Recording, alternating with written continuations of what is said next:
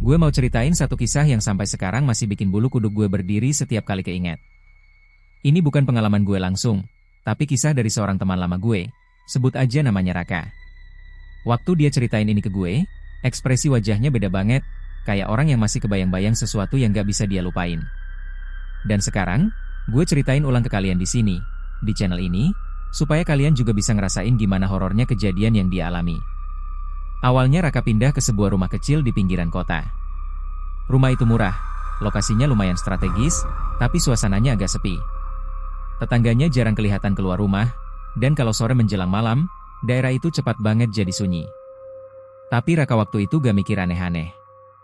Dia cuma mikir, lumayan buat tempat tinggal sementara sambil nabung. Hari-hari pertama masih normal. Tapi masuk minggu kedua, mulai ada kejadian kecil yang bikin dia gak nyaman. Setiap malam sekitar jam 2 atau 3, lantai rumahnya suka bunyi kayak ada orang jalan pelan-pelan. Padahal dia tinggal sendirian. Awalnya dia mikir mungkin kayu lantai yang memuai atau suara tikus. Tapi anehnya, bunyi itu selalu berhenti tepat di depan kamar tidurnya. Seolah-olah ada sesuatu yang berdiri lama di situ, lalu pergi. Raka mulai susah tidur. Badannya capek, tapi matanya susah merem. Suatu malam, dia nekat buka pintu kamar waktu suara itu muncul. Dia berdiri di ambang pintu, nyalain lampu ruang tengah. Sepi. Gak ada siapa-siapa. Tapi udara di dalam rumah terasa dingin banget, padahal kipas mati dan jendela tertutup rapat. Kejadian makin aneh waktu dia mulai nyium bau tanah basah di dalam rumah. Bau itu paling kuat di dekat dapur. Setiap pagi dia ngepel, tapi baunya gak hilang. Bahkan makin hari makin menyengat. Sampai suatu hari, pas dia lagi duduk di dapur, tiba-tiba lantai keramik di salah satu sudut retak halus. Retaknya kecil, tapi dari celah itu keluar air keruh bercampur tanah. Raka panik. Dia laporin ke pemilik rumah. Pemiliknya datang, lihat sebentar, terus bilang mungkin ada pipa bocor di bawah lantai. Tapi yang bikin Raka heran, wajah si pemilik rumah kelihatan pucat. Kayak ada sesuatu yang dia sembunyiin. Malam setelah kejadian itu, gangguan jadi lebih parah. Raka mulai dengar suara orang nangis. Suaranya pelan, tapi jelas, kayak perempuan nangis sambil menahan sakit. Suara itu datang dari arah dapur. Dia tutup telinga pakai bantal, tapi suaranya tetap tembus. Sampai akhirnya dia beraniin diri keluar kamar sambil pegang senter. Waktu dia sampai di dapur, bau tanah basah itu langsung nyergap hidungnya. Lantai yang retak tadi siang sekarang kelihatan lebih lebar. Dan dari celah itu, keluar sesuatu yang bikin kaki Raka lemes. Ada air merah kecoklatan merembes pelan, kayak darah yang dicampur lumpur. Raka jatuh duduk. Dia gak sanggup mendekat. Malam itu dia gak tidur sama sekali. Pagi-pagi dia langsung keluar rumah dan ke warung kopi dekat situ. Di sana dia ketemu seorang bapak tua yang udah lama tinggal di lingkungan itu. Dengan ragu-ragu, Raka cerita soal rumah yang dia tempatin. Begitu dengar alamat rumah itu, wajah bapak tua itu langsung berubah. Dia diam lama, lalu pelan-pelan bilang, rumah itu dulu dibangun di atas lahan bekas pemakaman kecil. Kuburan-kuburan lama dipindahin, tapi katanya gak semuanya berhasil dipindah dengan benar. Ada beberapa yang terkubur terlalu dalam, dan akhirnya ketutup pondasi rumah. Raka merinding dengarnya. Dia langsung ingat bau tanah, suara langkah kaki, dan tangisan di malam hari. Semua kayak nyambung satu sama lain. Malam itu Raka balik ke rumah cuma buat ngambil barang-barangnya. Tapi sebelum dia pergi, dia pengen bukti. Dia buka lagi bagian lantai dapur yang retak. Dengan alat seadanya, dia congkel keramik itu. Begitu keramik terangkat, yang dia lihat bikin jantungnya hampir berhenti. Di bawah lantai itu ada tanah yang lembek. Dan di sela tanah itu, kelihatan ujung papan kayu yang sudah lapuk. Raka gali sedikit, dan perlahan bentuknya makin jelas. Itu bukan papan biasa. Itu tutup peti mati. Tangan Raka gemetar. Dia mundur beberapa langkah. Tapi saat dia mau lari keluar rumah, tiba-tiba pintu depan nutup sendiri dengan keras. Lampu mati. Rumah langsung gelap total. Di tengah kegelapan itu, dia dengar suara nafas berat tepat di belakangnya. Nafas dingin, panjang, dan pelan. Lalu terdengar suara bisikan yang bikin darahnya serasa membeku. "Kami belum pergi." Raka teriak sekencang-kencangnya. Dia banting pintu depan sampai terbuka dan lari keluar rumah tanpa nengok ke belakang sama sekali. Malam itu juga dia pindah ke rumah temannya. Gue kira ceritanya berhenti sampai situ. Tapi Raka bilang ke gue, itu belum selesai. Sejak malam itu, setiap dia tidur, dia selalu mimpi ada tangan-tangan keluar dari tanah, narik kakinya ke bawah. Dan yang paling bikin dia takut, di dalam mimpinya dia selalu lihat rumah itu, dengan lantai dapur yang terbuka lebar, dan satu lubang besar yang seolah-olah menunggu dia jatuh ke dalamnya. Dan anehnya lagi, beberapa hari setelah dia pindah, pemilik rumah itu tiba-tiba menghilang. Rumahnya sekarang kosong, dipasang garis polisi, tapi gak ada penjelasan resmi ke warga sekitar. Sampai hari ini, Raka masih sering ngerasa kayak ada yang ngikutin dia. Kadang pas dia sendirian, dia masih nyium bau tanah basah itu. Bau yang sama persis seperti yang ada di dapur rumah terkutuk itu. Dan yang bikin cerita ini makin mengerikan, seminggu lalu Raka nelpon gue dengan suara gemetar. Dia bilang, tadi sore ada orang datang ke kosannya, ninggalin satu amplop coklat tanpa nama pengirim. Di dalam amplop itu cuma ada satu foto lama. Foto sebuah rumah yang sedang dibangun, dan di bagian bawah pondasinya, kelihatan jelas beberapa lubang kuburan yang belum ditutup sepenuhnya. Raka yakin, itu foto rumah yang dulu dia tempati. Dan sejak foto itu datang, setiap malam jam 2 tepat, pintu kamarnya selalu diketuk pelan, 3 kali. Pelan, teratur, seperti ada seseorang yang berdiri di luar, menunggu dibukakan. Dan yang paling aneh, dari balik pintu itu, selalu tercium bau tanah basah yang semakin kuat. Raka bilang ke gue, sejak malam pertama setelah amplop itu datang, dia gak pernah lagi tidur nyenyak. Setiap jam 2 tepat, suara ketukan itu selalu datang. 3 kali. Pelan. Teratur. Bukan kayak orang minta tolong, tapi lebih kayak mengingatkan. Seolah-olah ada sesuatu yang sedang menagih janji. Malam ketiga, Raka nekat. Dia gak buka pintu, tapi dia intip lewat lubang kecil di pintu kosannya. Lorong kos gelap, cuma lampu ujung koridor yang nyala redup. Dan di depan pintunya, gak ada siapa-siapa. Tapi anehnya, bekas telapak kaki basah terlihat jelas di lantai keramik. Jejaknya berhenti tepat di depan pintu Raka. Tanpa arah pergi. Seolah-olah pemilik kaki itu menghilang begitu saja. Besok paginya, Raka nemuin tanah halus berwarna hitam di depan pintu kamarnya. Dia bersihin, tapi sore harinya tanah itu muncul lagi. Jumlahnya lebih banyak. Bau lembabnya makin kuat, bikin kepala pusing dan perut mual. Raka mulai curiga ini bukan cuma teror biasa. Dia akhirnya mutusin buat balik ke lingkungan rumah lama itu, buat cari jawaban. Sore itu dia datang ke sana. Rumah itu masih kosong. Pagar karatan, rumput liar tumbuh tinggi. Tapi yang bikin dia merinding, pintu rumah itu terbuka sedikit, padahal sebelumnya selalu terkunci. Dengan langkah ragu, Raka masuk. Udara di dalam rumah jauh lebih dingin dari luar. Ruang tengah kosong, tapi di dapur, lantainya sudah jebol. Lubang besar menganga, tanah di sekelilingnya longsor ke dalam. Seperti ada sesuatu yang baru saja keluar dari sana. Raka turun pelan-pelan mendekati lubang itu. Dia nyalain senter dari HP-nya.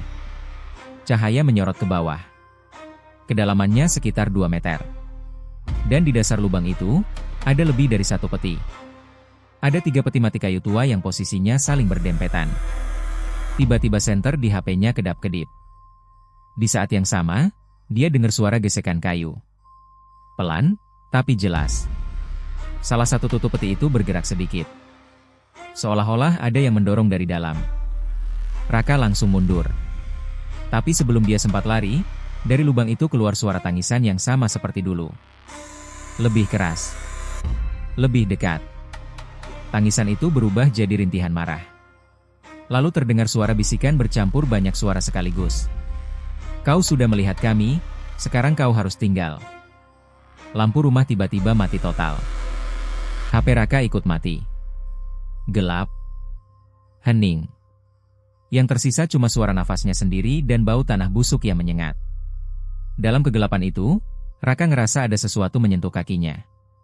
Dingin. Kasar. Seperti jari-jari yang penuh lumpur. Pegang pergelangan kakinya dan mulai narik pelan ke arah lubang. Raka teriak. Dia berontak sekuat tenaga. Tangannya meraba lantai dan nemu kaki meja dapur. Dia pegangan sekuat-kuatnya. Tarikan dari bawah makin kuat. Lebih dari 1 tangan. Dia bisa ngerasain kuku-kuku panjang mencakar kulitnya. Dengan sisa tenaga, Raka berhasil nendang salah satu tangan itu. Pegangannya lepas sesaat. Dia langsung berdiri dan lari keluar rumah sambil terjatuh berkali-kali. Begitu keluar halaman, dia muntah dan hampir pingsan. Warga sekitar mulai keluar karena dengar teriakannya. Tapi waktu mereka masuk ke dalam rumah, lubang di dapur itu sudah tertutup tanah lagi. Seolah-olah tidak pernah terjadi apa-apa. Lantai yang jebol kembali rata. Bersih. Utuh. Malam itu Raka dibawa ke rumah sakit karena syok berat. Tapi teror belum berhenti. Sejak kejadian itu, Raka mulai berubah. Badannya makin kurus. Matanya cekung. Dia sering bengong sambil ngomong sendiri. Kadang dia bangun tengah malam dan berdiri menghadap sudut kamar, seolah lagi ngobrol dengan seseorang yang gak kelihatan. Sampai suatu malam, gue yang nerima telepon darinya. Suaranya pelan. Berat. Kayak bukan suara Raka yang gue kenal. Dia cuma bilang satu kalimat. Mereka sudah di sini, mereka minta dibukakan. Gue langsung telepon balik. Tapi nomor Raka sudah tidak aktif. Besok paginya gue datangi kosannya. Pintu kamarnya terbuka. Di dalam kosong. Semua barangnya masih ada. Tas, dompet, HP cadangan, semuanya tertinggal. Tapi di lantai kamarnya, ada gundukan kecil tanah basah. Dan di tengah gundukan itu, tertancap papan kayu kecil, dengan tulisan yang digores kasar. Pengganti telah datang. Dan sampai sekarang, Raka belum pernah ditemukan. Yang bikin gue gak bisa tidur sampai hari ini adalah, tadi malam, tepat jam 2, pintu rumah gue diketuk pelan, 3 kali, teratur, dan dari balik pintu itu, tercium bau tanah basah yang sangat kuat. Dan saat gue nulis cerita ini, bau itu mulai terasa lagi di dalam kamar gue. Dan dari arah pintu, terdengar suara gesekan pelan, seperti kayu peti mati yang sedang dibuka. Gue nulis ini sambil tangan gemetar. Karena apa yang terjadi setelah malam ketukan itu, gak masuk akal, tapi nyata gue alamin sendiri. Jam 2 lewat sedikit, bau tanah basah itu makin kuat. Bukan cuma samar, tapi pekat. Lengket di hidung. Kayak habis hujan deras di kuburan tua. Gue berdiri pelan dari kursi, ngambil senter kecil di meja. Pintu kamar gue masih tertutup. Tapi di bawah celah pintu, gue lihat ada bayangan gelap. Diam. Gak bergerak. Seolah-olah ada seseorang berdiri sangat dekat dengan pintu. Gue gak berani buka. Nafas gue ditahan. Tapi tiba-tiba terdengar suara goresan pelan di daun pintu. Bukan ketukan lagi. Kali ini seperti kuku yang digesekkan perlahan, berulang-ulang. Suaranya bikin gigi gue gemeretak sendiri. Dan dari balik pintu, terdengar suara yang bikin jantung gue hampir berhenti. Suara Raka. Tapi bukan suara Raka yang gue kenal. Lebih berat. Lebih serak. Seolah-olah dia bicara sambil menahan tanah di dalam mulutnya. Buka pintunya, dingin di sini. Gue langsung mundur sampai punggung gue nempel tembok. Otak gue nolak buat percaya. Raka udah hilang. Tapi suara itu persis. Cara ngomongnya. Nada suaranya. Bahkan kebiasaan dia berhenti sebentar di tengah kalimat. Gue gak jawab. Gue cuma nutup telinga. Tapi suara itu gak berhenti. Dia sudah di bawah, sekarang giliran kamu. Tiba-tiba pintu kamar gue bergetar pelan. Bukan digedor. Tapi seperti didorong perlahan dengan tenaga berat. Kayak ada banyak tangan di balik pintu yang nempel bersamaan. Lampu kamar gue kedap-kedip. Sekali. 2 kali. Lalu mati total. Dalam gelap, gue dengar suara lain muncul. Bukan satu. Banyak. Campur aduk. Ada yang nangis. Ada yang tertawa pelan. Ada yang menggumamkan kata-kata yang gak gue pahami. Gue gak tahu dapat keberanian dari mana. Tapi refleks gue nyalain senter. Begitu cahaya nyala, suara di balik pintu langsung berhenti. Sunyi. Gue berdiri lama, hampir 10 menit. Gak ada suara apapun. Akhirnya gue beranin diri buka pintu sedikit. Lorong rumah kosong. Tapi di lantai depan pintu kamar gue, Ada tanah basah membentuk jejak kaki. Jejaknya bukan satu pasang, tapi banyak. Kecil, besar, timpang, menyeret. Semua mengarah ke tangga turun ke lantai bawah rumah gue. Gue pengen kabur, tapi kaki gue malah jalan sendiri. Pelan-pelan gue ikutin jejak itu turun. Begitu sampai bawah, bau tanah makin menusuk. Ruang tamu gelap. Senter gue nyorot ke arah dapur. Dan di sanalah gue lihat sesuatu yang bikin dada gue sesak. Lantai dapur gue, yang sebelumnya normal, sekarang retak besar. Tanah di bawahnya ambles, membentuk lubang seperti yang Raka ceritakan di rumah lamanya. Gue belum pernah bongkar lantai itu. Tapi sekarang, lubang itu ada. Nyata. Dalam rumah gue sendiri. Dari dalam lubang itu, muncul suara gesekan kayu. Krek, krek. Pelan, berat. Senter gue gemetar saat gue sorot ke dalam. Dan gue lihat ujung papan kayu tua. Tutup peti mati. Sama persis seperti yang Raka lihat. Tiba-tiba, dari dalam lubang itu, muncul tangan. Hitam. Berlumpur. Kukunya panjang. Kulitnya sobek-sobek. Lalu tangan kedua.